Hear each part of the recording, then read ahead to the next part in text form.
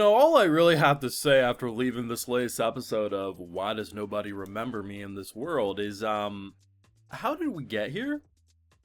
How did we go from, like, the first four episodes being this almost Steins Gate level plot of, wait, what just happened? The glitches, are we time traveling? Is it rewriting world, alternate reality? 86 level plot to this man somehow, and I watched it happen, and I'm still confused how he ended up sleeping in the same bed and as both of them, John and Rena. And I'm not gonna lie, it kind of works. Now, this is probably the weakest episode out of the batch, but I do appreciate that they did slow it down and didn't just jump into what they did at the end of the episode right away. No one's probably going to write home about this episode being revolutionary, and you're probably easily able to make comparison to a lot of other anime that do the kind of bait of who the MC is going to end up with, and it's just some slow burn stuff. But I appreciate the fact that they actually did have a little fun. They allowed us to just kind of see the characters as people with emotions, whether they are just kind of that typical flusteredness. But rather than just saying, okay, we got this mission, we're going to go defeat all the different heroes, that's still happening and they're still building into that, but in the same time, they're actually letting the characters kind of just have a little more fun, and it makes us feel more connected to them, even if the scene in question is pretty typical. Though I still am asking, how the hell did that happen? Because when it's like, oh, I'm going to stand out guard here, because if a girl stands in guard, it's obviously going to give it away, so you being a guy, you have to just obviously don't take a look, and immediately she's like, yeah, come here, and they use him as a body pillow. That wasn't on my bingo card. Now, of course, I do have full live reactions over on Patreon. If you want to see my full thought to any of these episodes, it's going to be over there exclusively. So, we actually did do a decent amount in this episode. It just wasn't as bombastic, as explosive, and, insane as what the past four episodes have done. But when you kind of just randomly throw a guy from one world into a world that looks identical as his, but he's thinking it's different, and then he's like, oh shit, it's the same one, probably rewritten. There's not a lot of time for slowing it down, especially when, by the end of episode 4, you pretty much seemingly defeat what would normally be the end boss in any of these shows. So in this episode, we pretty much are just marching towards, our next objective while entering a new base with, different leaders and stuff. And you knew shit was gonna be bad. I mean, the green-haired girl just immediately gave me sus vibes. I was like, she's either the type of person who will ruin our lives or will make us rich.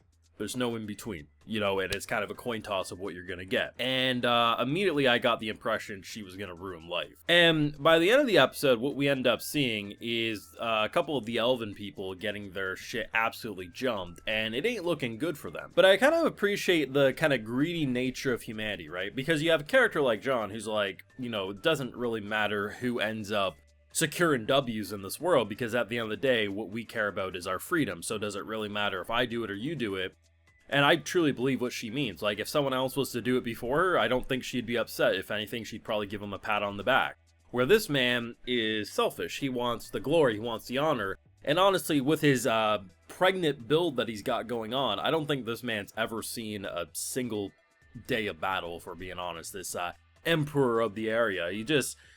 He ain't a good dude, let's put it like that. And the idea that basically this is pretty much just piggybacking off of the end of episode 4 when they discuss, okay, we took down the hero of the demons, so now let's go take down the different heroes, and hopefully along the way, we'll figure out who ultimately caused this whole rewrite to occur. And they did give us a little bit of a tease in this episode that does have me asking a question, because when we discovered Rena, it looked like she was imprisoned, right? Like someone imprisoned her and it wasn't looking good. But now it actually looks like maybe she was imprisoned to keep her safe, because I think that was the previous hero who was carrying her off, right? And obviously they were getting attacked, and it was in the same area that we released her in. So it almost feels to me that what ended up happening was we imprisoned her in order to, because maybe once the chains were active and everything, like that thing couldn't attack her anymore. I'm not sure, but it definitely brings up some questions that I'm interested in learning more about. I'm not really sure like how much she's actually remembering, if we got to see exactly what she remembered, or if it's only pieces for us right now.